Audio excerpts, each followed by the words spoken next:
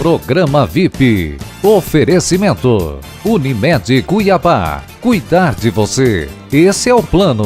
Óticas Paris Vision. Shopping Goiabeiras e Pantanal Shopping. E aplicativo Compra e Ganha. Sua empresa merece estar aqui. Baixe o aplicativo Compra e Ganha, clique em credenciamento e fale conosco.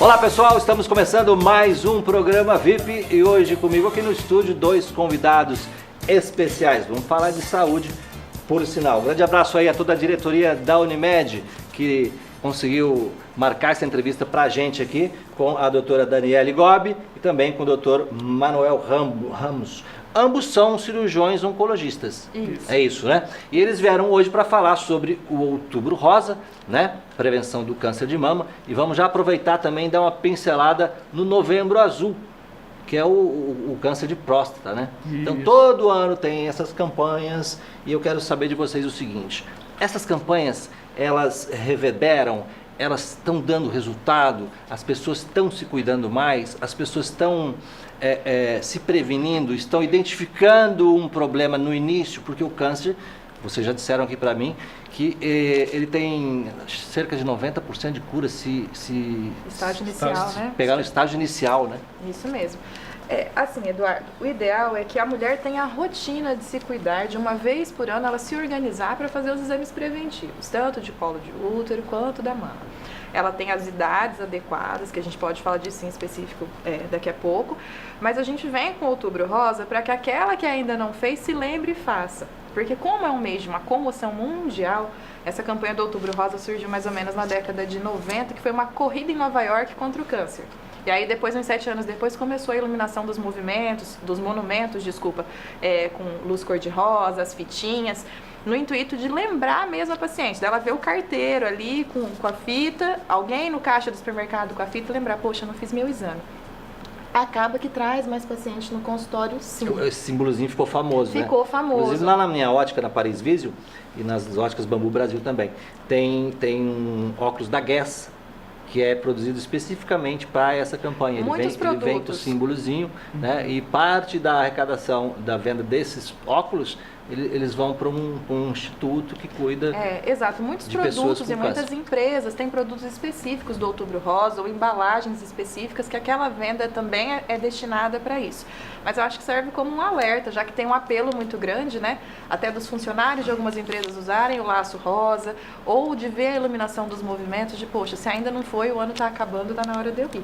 O tabu maior é com o homem, né? Sim, o tabu é muito maior com o homem. O homem, antigamente, ele não procurava o médico, procurava como realmente estava muito doente. Agora, hoje em dia, no estágio avançado. No estágio avançado. Hoje muito em dia, sintomático já, né? A gente já está começando a quebrar esse tabu, mas a gente vê que ainda está a passos lentos. Estamos aumentando a prevenção, o homem está procurando mais, sim, o diagnóstico precoce, mas ainda não é o número que a gente gostaria, não é um número suficiente ainda. Quando você fala de diagnóstico precoce, é aquele diagnóstico que não tem, a pessoa não sente nada. Poucos sintomas, né? Que é não tem sintoma nenhum. Paciente assintomático ou com sintomas mínimos, entendeu? O homem começou a ter uma pequena alteração do hábito urinário, o jato urinário está um pouco mais fraco, ele começa a perceber isso, porque muitas vezes o homem não percebe a alteração do jato urinário. Ele vai urinar, ele começa a forçar tudo, sai a urina e não vai procurar o médico. Fala, tô urinando bem. Quando ele vai procurar, é porque a urina não está saindo de jeito nenhum, o jato está muito fraco, está tendo muita dificuldade, ou dor, aí que vai procurar o médico. Muitas vezes já está no estágio, se for a neoplasia, se for o câncer, já está no estágio que pouco pode ser feito. Então, quando você diz o pouco pode ser feito, esse paciente irá a óbito. Isso. É isso? Isso. Vai morrer, pessoal. Vai morrer. Não cuidou, vai morrer mesmo. Mas aí agora o homem já está começando a procurar no consultório, chega, doutor, vim fazer um exame preventivo, vim fazer um check-up, eu quero saber os exames que eu posso para prevenir os tipos de câncer. Então a gente já vê que o homem começa a fazer essa procura já. É uma procura ainda que a gente for ver em termo populacional ainda é baixa. Mas cada ano que passa a gente vai vendo que vai aumentando, isso daí vai dando ciência, porque ele conhece um que teve, e aí ele fica com medo. Aí conhece um outro que teve. Infelizmente as pessoas muitas vezes começam a procurar isso, porque um amigo teve, um primo teve, aí ele fica com medo, aí ele acaba procurando. Então muitas vezes a procura se dá por causa disso. que acaba, vamos dizer assim, ajudando a fazer a parte da prevenção. Mas não precisava isso acontecer para ele procurar. E um sintoma né? que passa batido muitas vezes é a hesitação urinária, que a gente fala, que vai urinar e demora a começar a urinar. Fica ali parado, esperando um tempo até começar a urinar. E esse é um sintoma também que a próstata está aumentada de volume, porque você está fazendo um esforço para iniciar o jato. É natural da próstata aumentar de volume com o envelhecimento do homem, com o amadurecimento. É esperado que ela aumente de volume, mas a gente precisa ver se esse aumento de volume ele está fisiológico, ou seja, dentro do que é natural para a próstata. Então ela tem que ser examinada sempre, né? Tal e qual a mama e o colo do útero para a mulher. O que a gente vinha conversando há pouco é que a mulher tem a rotina de ser examinada, talvez até pela gestação, que ela passa por ultrassom durante a gestação, ela tem o toque feito, ela tem essa troca de informação entre as pares, né? E o homem já não. Quando ele sente um sintoma, ele não comenta, ele esconde. É muito natural do homem se retrair um pouco, né? Se fechar. Ô Manuel, você tem quantos anos de idade? 32.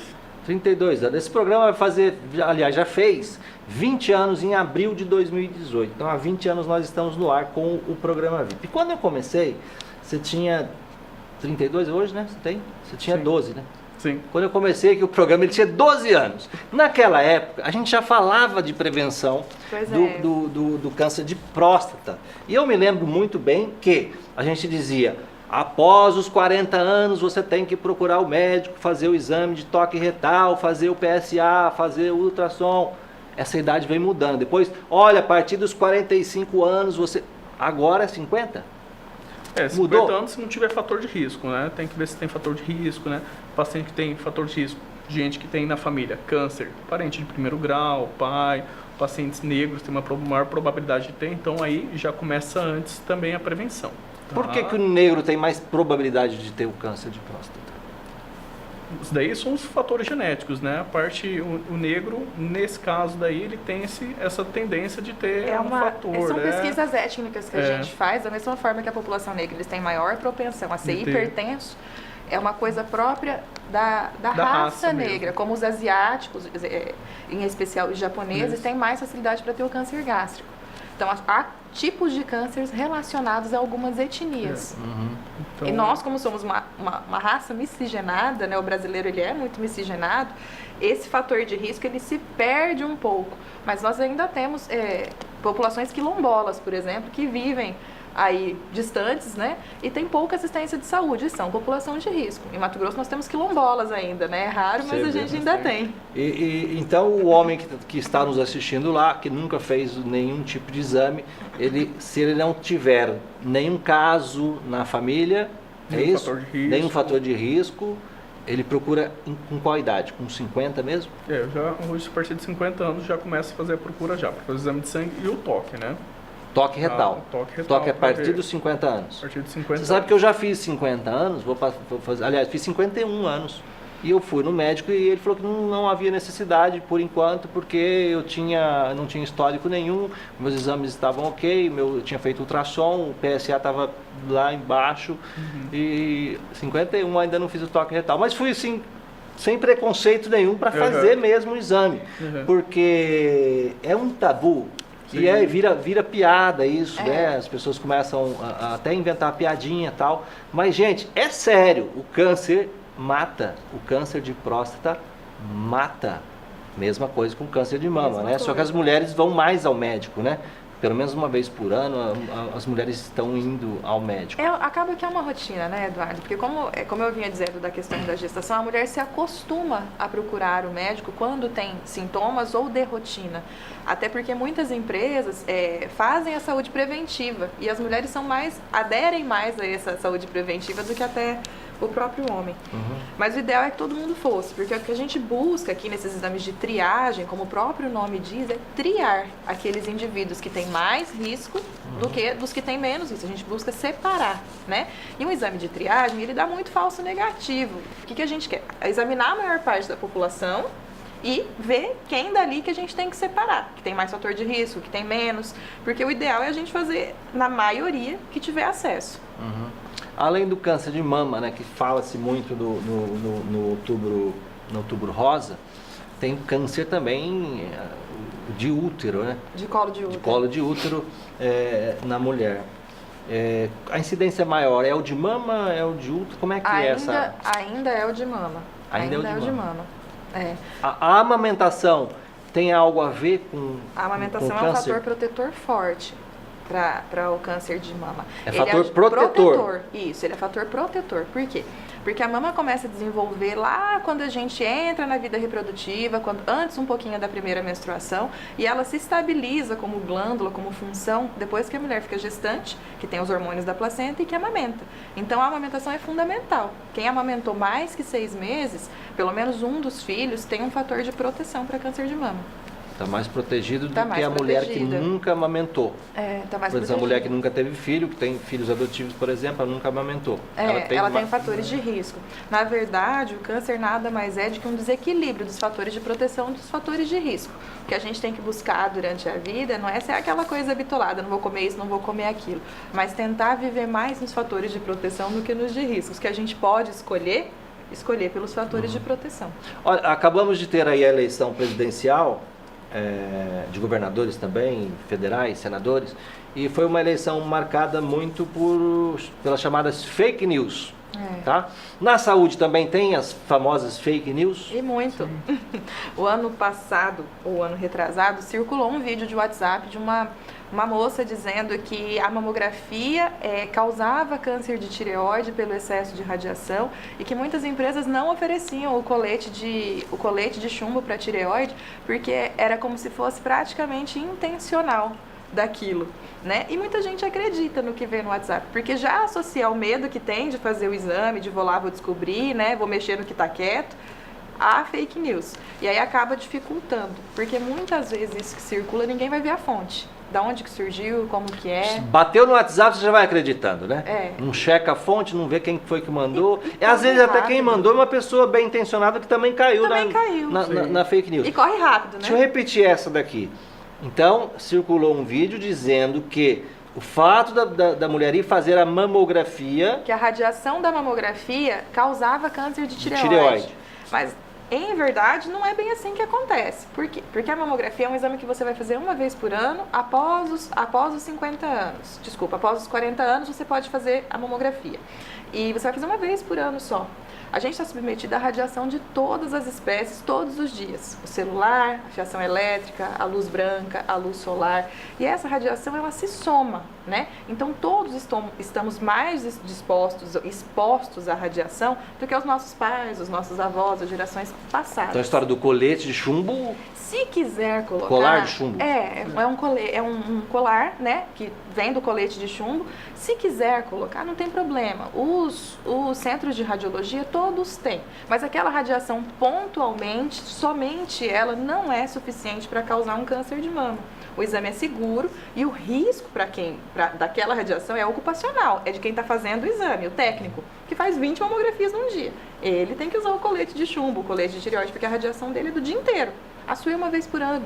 E do mesmo jeito que a gente capta a radiação, a gente dissipa. Isso é natural do corpo humano. E o fake news para câncer de próstata tem alguma coisa? Além das piadinhas, né? Tipo, fui lá, o médico não botou nem uma musiquinha, nem me ligou. Nem me ligou antes. Assim, é verdade. Nem WhatsApp. Na parte, assim, a gente fala que tem muito piadinhas mais relacionadas a isso.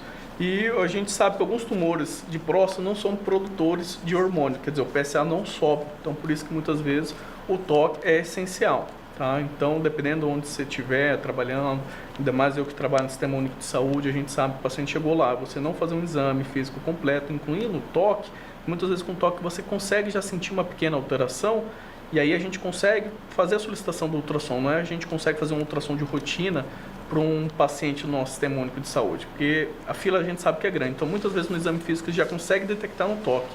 Então, assim, o toque, a gente não pode menosprezar ele é muito importante, tem que ser feito, tá? E aí, independente do tamanho do dedo do médico. Não tem nada a ver o tamanho do dedo? Independente do tamanho do dedo, Quanto da grossura. tempo dura um toque retal? Segundos. É segundos. Segundos. Então, quando você chega lá, doutor, você vai fazer o toque, eu vou. Deixa eu ver sua mão. Ah, não, sua mão tudo bem, né? Grossa, não sei o quê. Mas não é essas coisas assim. Não é Ela assim nem que vê. faz o toque. Não vai, é coisa... 2, 3 segundos e já coisa palpou lá. rápida, já palpou, sentiu Só tem vê alguma se o nodulação, aumento, né? Se tem... Se tem alguma nodulação ou algum endurecimento. Algumas vezes no toque você consegue identificar alguma área mais endurecida, alguma área baulada. Como a gente também tem tumores que você não consegue palpar, como também tem tumores que não produzem um aumento do PSA. Então, assim, o exame de toque é um exame de triagem também, já para a gente ver se esse paciente tem uma probabilidade, se você já consegue identificar algo no toque, que junto com o PSA já vai associar para você dirigir. Se esse paciente precisa fazer uma investigação mais minuciosa, se ele precisa fazer um ultrassom ou algum outro fator de risco, ver as queixas do paciente para continuar orientando. Mas a parte da próstata, infelizmente, ainda das piadinhas que a gente acaba encontrando Deixa eu ver seu ainda, dedo. fazendo isso daí. Qual dedo que o médico usa? É o indicador? É o indicador. É o indicador que é usado. É o É o indicador, indicador. pessoal. Fique tranquilo. E você, por exemplo, como oncologista, cirurgião oncologista, você corriqueiramente não faz o exame de próstata. Quem faz é o urologista. Geralmente quem faz é o urologista. A gente participa de campanhas, estudos que a gente realiza, né? Então, assim, na nossa formação a gente consegue fazer a identificação, mas na prática o urologista que faz de rotina esse toque daí. Quem pega o pepino depois é você. É? O pepino da cirurgia depois. A gente e o urologista. a gente Cabe e o as duas urologista, especialidades. Uma cirurgia de Pra fazer. próstata, por exemplo, tem a participação do urologista, do oncologista. As duas especialidades estão Juntas. habilitadas É. para fazer. As duas têm habilitação para fazer. Tá? Mas o que E aí? eu acho que mais de fake news para câncer de próstata é a pessoa ficar muito apegada ao PSA. Ah, eu vou lá e vou fazer só o Tá exame baixo, de... tá lindo. Vou falar só fazer o exame de normal, sangue e tá ótimo, bom. é. Várias coisas alteram o PSA. Por exemplo, andar a cavalo. Se você andou a cavalo no fim de semana e colheu o PSA na segunda, ele vai estar alto, mas não quer dizer Bicicleta. nada. Andar de Hoje em dia, bicicleta, a gente tem várias pessoas ciclistas. que tem ciclista que fazem. Então você fez o ciclismo aí, fui daqui a Chapada lá, andando de bicicleta, voltou tudo, segunda-feira colheu o PSA, vai estar Vai estar alterado. Ou então Então- você tem que colher o PSA antes de fazer o toque também. Então, geralmente, se a gente faz o toque retal, não é o momento de colher o PSA. A gente tem que esperar alguns dias para que ele se normalize e colhe um PSA fidedigno. Então, não é só colher o exame, até porque os piores tumores de próstata, os mais indiferenciados que a gente fala, não produzem PSA. Então, não adianta só confiar nisso. Toda cirurgia de próstata, o paciente perde ereção depois? Ou não? Não Olha, não são necessariamente. todos necessariamente, né? Não vai ocorrer impotência em todos, né? Depende muito da cirurgia, né? Cirurgia por vídeo tem uma menor probabilidade de ter, e a idade do paciente, como que era ele antes também da cirurgia. Então, se o paciente já tinha uma impotência parcial, já tinha alguma dificuldade de ter ereção, depois da cirurgia vai dar uma agravada. Então, a gente tem que avaliar. A avaliação tem que ser global, desde antes da cirurgia, a frequência, o tempo de ereção, se tinha alguma alteração, para ir depois da cirurgia, porque o paciente vai ter essa perda sim. Tá? Agora, os Todos graus, terão essa perda? Os graus vão Às ser vezes desde transitória, às leves, vezes transitórias, leves, moderadas. Então, assim, vai ser um período transitório, o corpo consegue recuperar, ótimo. Tem alguns que vão ter uma perda leve, outros vão ter uma perda moderada. Então, vai ser muito dependendo do tamanho do tumor, como que foi a cirurgia. Então, são vários E a fatores que história influenciam. da incontinência urinária depois da cirurgia? A incontinência muitas vezes pode ser transitória, né? Muitos pacientes têm uma perda mínima após a cirurgia. Vai ficar com essa perda mínima, outros vão ter uma perda, como eu falei, tudo depende do tamanho da próstata, da bexiga, são vários fatores que influenciam. Então, tem paciente que você vai conversar com ele, ele praticamente não vai ter queixa de perda urinária. Outros vão ter uma queixa maior, vão ter uma dificuldade maior, mas a casuística, a maioria, a perda é mínima Mínima. que vai Não ter. precisa ficar usando o tempo todo o fraldão, tal do fraldão geriátrico. Tem paciente que nem usa, Eduardo. Não? Não assim, é, isso entendeu? não Então, é uma assim, frequência, né? Não é uma constante. Mas existe paciente que opera que vai ter essa perda urinária importante. Então, você vai encontrar pessoas que falam, olha, eu operei da próstata, não seguro nada, estou perdendo, só vivo de fraldão. Isso você vai encontrar, porque tudo é casuística. Se de sem E cirurgia, às vezes pessoas a jovens, tendência- de 60 anos, algumas 50 e vezes poucos pessoas- anos. As pessoas jovens também pode acontecer isso também. Tá? Bom, Probabilidade menor, mas pode acontecer. Vamos falar agora mais um pouquinho sobre o câncer de mama, né? A gente acentuou bastante a questão do câncer de próstata, mas você vai voltar ainda para falar de outros cânceres também, do homem. Vamos para o câncer de mama. 6 meses, 1 ano, qual é o tempo de ida ao médico, qual é a idade necessária? Vamos passar essas informações. Certo. Sempre bater nisso para as pessoas A gravarem. partir dos 40 anos, pelo menos uma vez por ano, para a gente fazer a mamografia. Aquelas mulheres que sabidamente têm nódulos benignos de mama ou cistos de mama, essas acabam indo com mais frequência ao consultório. O que eu gosto sempre de frisar, quando a gente tem a oportunidade de participar de um programa como o seu, são as pacientes que têm prótese de mama, né? Que coloca a prótese de mama e esquece. Então, quem colocou prótese de mama precisa, mesmo que esteja fora da idade do rastreio para câncer de mama, precisa ir no consultório para a gente ver. Ah, dá mais câncer de mama, doutora? Atenção, siliconadas, que não é pouco, né, Manuel? Não são poucos. Que dá mais câncer de mama? Não dá. Não tem estatística favorável para isso. Porém, uma prótese de silicone é um corpo estranho colocado no corpo para sempre. Então, a gente precisa cuidar disso também. Fazer os exames de rotina e dar uma olhada nessa mama com mais cuidado. Porque o que a gente vê são as pacientes operando lá com 20, 30 anos e só aparecem no consultório com 40, 50, né? Já com 10, 15 anos de prótese. Então, a gente precisa cuidar disso pelo menos uma vez por ano. Quem tem prótese, pelo menos uma vez por ano. Uhum. Vamos falar de um caso famoso. Vamos Foi lá. a Angelina Jolie, né? Que ela retirou toda a mama, né? E colocou prótese. Colocou prótese. Por que ela fez isso? Ela fez isso porque ela tinha um histórico familiar forte, de parentes de primeiro grau, repetidamente, né, nos parentes de primeiro grau. E lembrando ela que ela fez isso sem ter tido câncer, né? Ela fez o que a gente chama de adenomastectomia redutora de risco ou profilática.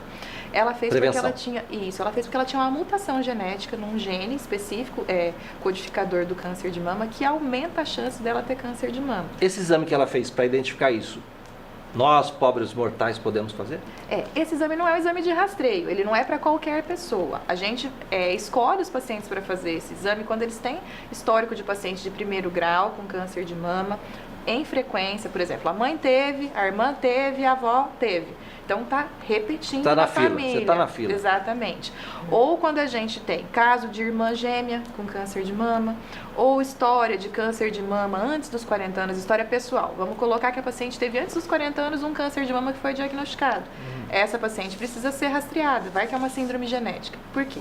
Porque o BRCA, além de codificar câncer de mama, ele pode codificar câncer de ovário, peritônio, intestino. BRCA é esse nome É o do nome exame. do exame, exatamente. É o tipo do gene, né? O mapeamento genético. Mapeamento genético. Então ele não serve só para mama. E o que a gente gosta de lembrar também, Eduardo, é que a cirurgia que ela fez foi uma cirurgia redutora de risco.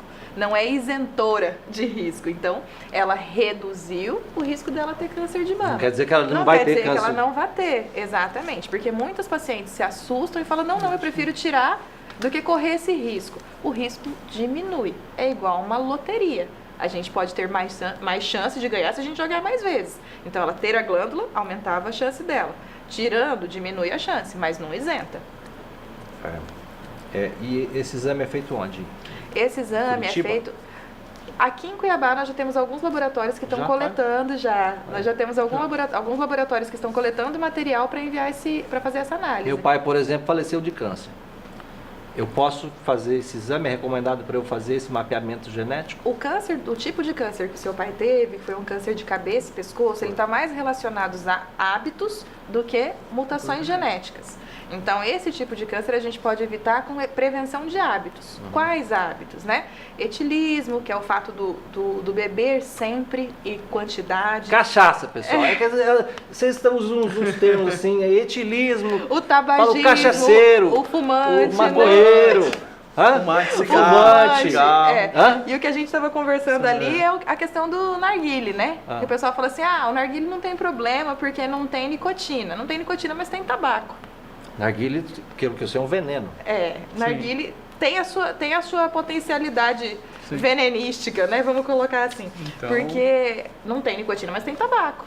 E o tabaco em si, só ele, tem Manuel, 70 a substâncias. Daniela não vai deixar você falar. Não vou, eu Vai, falo porque muito. Você o ano passado ela veio aqui, pessoal, e chegou toda tímida, toda assim, até tava, deixa eu ver se tá gelado hoje. Não, não Hoje já tá. tá quentinho, pega, tá quentinha, rapaz. Conheço a figura, E aí, conheço. depois que ela participou do programa, você tomou gosto, né? Pois é. Já agora foi em eu outros tô- programas também? Não, eu sou fiel. Só que Só. só fidelidade aqui, pessoal. Fidelidade. Mas você viu que ela não deixa você falar. Não. Não deixa, se Deixa eu falar. não faz. Ela deu entrada aqui nos cachaceiros, nos quem fuma, nos maconheiros, quem mais? Mas tudo, que é, como estava até falando, os outros tumores que acomete principalmente os homens, em segundo lugar que a gente tem depois de próstata, é o pulmão. Por quê? Por causa do cigarro. Tá? Então, pessoas que fumaram muito tempo. Então, a gente está tendo essa consequência da pessoa ter fumado. Fumou muito tempo, acabou de parar ou ainda continua fumando. Então, a gente tinha uma população que fumava muito. Então, por isso que o segundo lugar que a gente tem mais ainda é de pulmão ainda. Que a gente tem muita incidência. Mas E mesmo o uso tendo do narguilé reduzido esse índice de fumantes no Brasil? reduziu o índice, mas é uma coisa que o paciente já teve uma exposição muito longa, e aí agora que interrompeu, muitas vezes interrompeu em pouco tempo, mas já sofreu uma agressão devido ao cigarro de longa data. E aí a célula foi alterando que acaba favorecendo. Então hoje em dia, com fumaça, com vários fatores que acabam provocando também, mais o cigarro que ele fez um uso acumulado há muito tempo, então acaba aparecendo ainda. Então ainda é em segundo lugar. Então, assim, o paciente ainda continua fumando, e em breve o narguilé vai ajudar a aumentar essa estatística. É uma coisa de geração, Tá? né, Eduardo? É uma coisa de geração. Então, a geração dos nossos avós, e aí estão na faixa etária de 70, 80 anos, aí que tá a gente encontrando bastante paciente com câncer de pulmão, que a pessoa está vivendo mais. Antigamente, a pessoa com 60 anos era considerado idoso, 65 Sim. anos a gente considerava idoso. Ninguém pensava em viver 80, 85 anos com qualidade como vive hoje. Então, o paciente que chega aos 60, paciente jovem para nós.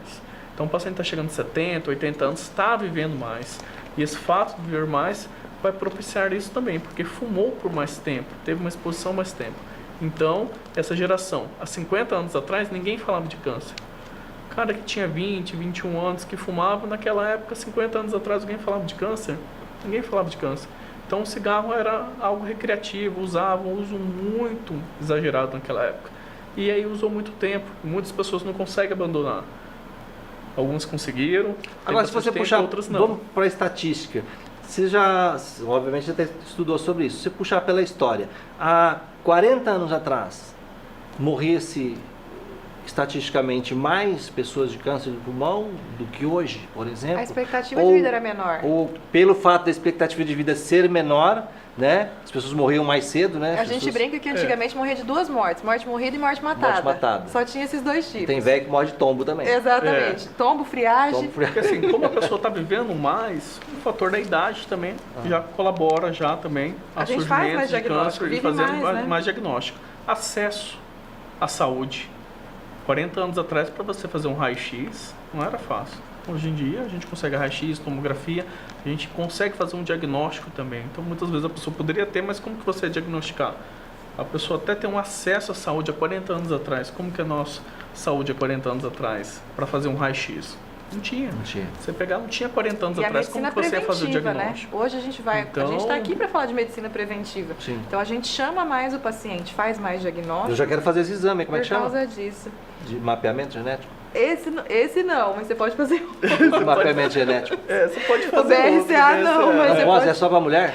Esse é mais para Mais mulher. pra mulher. E pra homem, vamos lá, mano, nós dois aqui. Principalmente para câncer de... Aí tem que ver os fatores. Tem intestino, câncer de cólon, alguma coisa assim da sua família, porque a gente tem alguns cânceres hereditários do cólon retal, né? Então aí tem que ver se a família tiver, a gente tem síndrome de Lynch, então tem que fazer uma investigação. Mas assim, cada caso a gente estuda. Não é sair atirando para tudo que é lado. Porque E sabe que é você até bom pegou... você falar isso, porque assim, a maioria dos pacientes chega no consultório e fala assim, eu nunca tive ninguém na família, então eu não preciso fazer prevenção. Mais de 80% dos cânceres são esporádicos. O que é isso? Não teve ninguém na família e Você foi sorteado, meu amigo. Foi o primeiro. Esses cânceres Então, genéticos são 5%. É muito pouco. Tá aí as crianças com câncer, né? Tá aí as crianças, né? Que exposição que ela teve. Exatamente. A quê pra ter câncer? Exatamente. Então é minoria que é genética. Então muita gente fica pensando em parte genética, mas não é. 80, 85% é o quê? A nossa alimentação. Bebida alcoólica, cigarro, carne vermelha, Falta de gordura, exercício. obesidade, falta de atividade física. Tudo isso daí corrobora para... Falando isso, tem alguém que da outra vez daí. disse que ia começar a fazer uma Pois atividade, é. né? Você lembra dessa história? Eu não posso combinei, contar. Eu combinei junto com alguém a parar de fumar também. A gente fez o trato junto. Esse Eu meu acho que cinegrafista, eu vou falar pra você, você combinou gente- com o cara e não cumpriu, né? a gente vai ter que prorrogar para ano que vem isso daí. É. Ano que vem a gente se encontra aí. Vamos fazer uma estatística Melhor aí. de 3.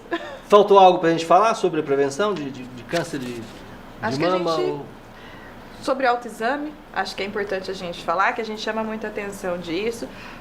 O autoexame, ele é importante, então o que a gente costuma falar? Autoexame, pessoal, não é Da mama. o de próstata. É da mama. É da mama. Explica pra eles. É da mama. O que a gente pede, o que a gente ensina, né, Eduardo? Que a gente escolha um dia do mês, por exemplo, meu aniversário é dia 27, então todo dia 27, vamos colocar que é o dia do meu autoexame.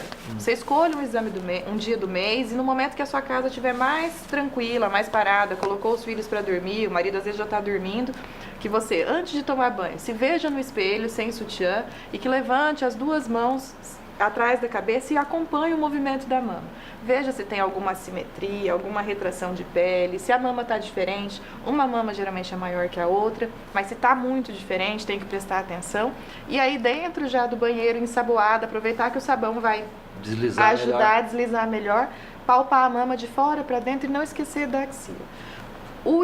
O autoexame, ele faz o diagnóstico precoce? Não, ele não faz, porque a gente consegue palpar um nódulo, na gente mesmo, a partir de 1,5 cm, 2. O que no exame a gente consegue ver bem antes. Mas às vezes, você já foi no médico esse ano, passou em 6 meses, você achou alguma coisa diferente na sua mama, é hora de voltar. Então ele é um alerta, né, para que a gente volte antes. Então a ida ao consultório ainda é o melhor. Mesmo que a mulher faça o autoexame É o todo melhor. mês, vá ao médico. Não Porque é o fato dela fazer o autoexame. Porque às vezes a gente fala que faz o autoexame, ela não tem nenhum carocinho, E nenhum pronto. nódulo. Ela fala, nem vou, não tenho nada, faço o autoexame todo dia 29, sei lá. Exatamente. Então lembrar que tem que examinar a axila, tem que examinar a mama e ao final do exame, examinar uma fase de pé, nessa hora que eu estava explicando, e uma fase deitado. Quando deitar para dormir, uma mão atrás da cabeça e a mão contralateral examina a mama.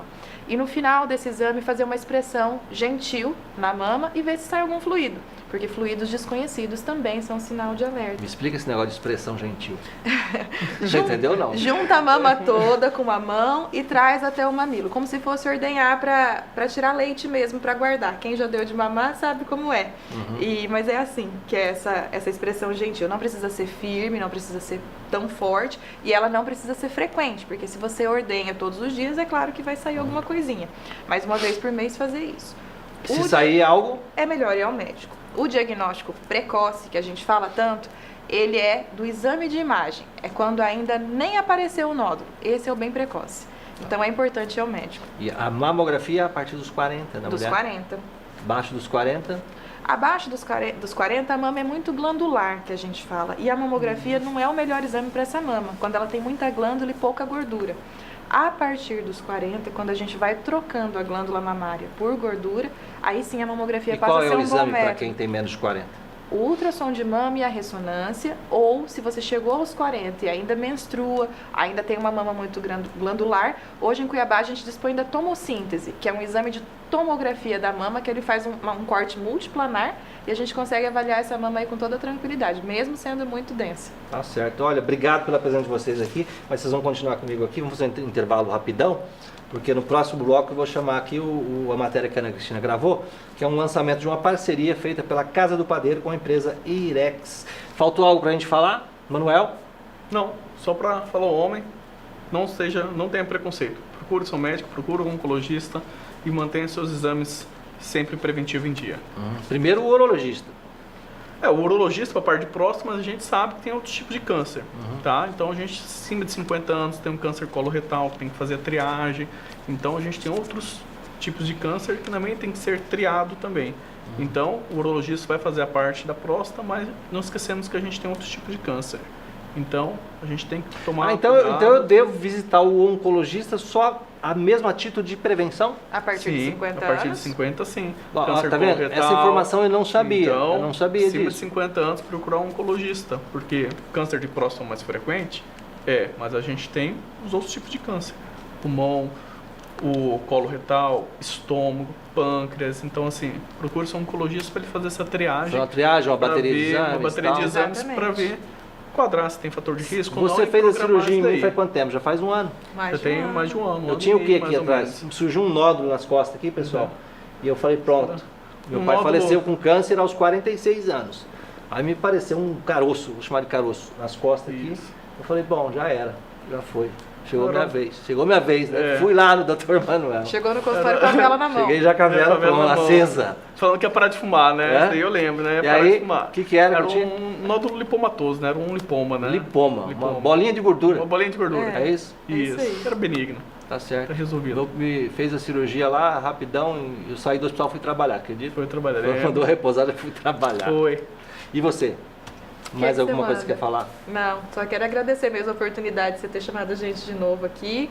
E estamos à disposição, quando você quiser. Olha, vocês aqui, obrigado pela presença, de trazer esclarecimentos ao nosso público que gosta de falar, de ouvir sobre saúde, principalmente quando a gente fala de prevenção, né? Porque diz o ditado, é bem melhor a gente prevenir do que ter que remediar. E o seguro morreu de velho. Seguro morreu de velho, tá bom? E o Dr. Manuel não está fazendo exercício, não é isso? Obrigado mais uma vez pela presença de vocês aqui. E a você de casa, obrigado pela audiência, companhia e paciência e até o próximo programa. Tchau. Programa VIP. Oferecimento. Unimed Cuiabá. Cuidar de você. Esse é o plano. Óticas Paris Vision. Shopping Goiabeiras e Pantanal Shopping. E aplicativo Compra e Ganha. Sua empresa merece estar aqui. Baixe o aplicativo Compra e Ganha, clique em credenciamento e fale conosco.